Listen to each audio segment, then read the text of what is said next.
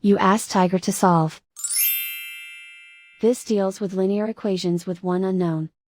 The final result is x equals -2. Let's solve it step by step.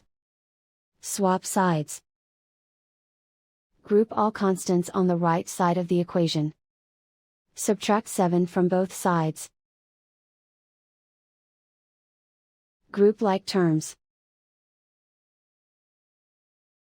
Simplify the arithmetic.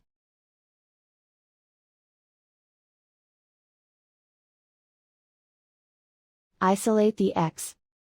Divide both sides by -3. Cancel out the negatives. Simplify the fraction.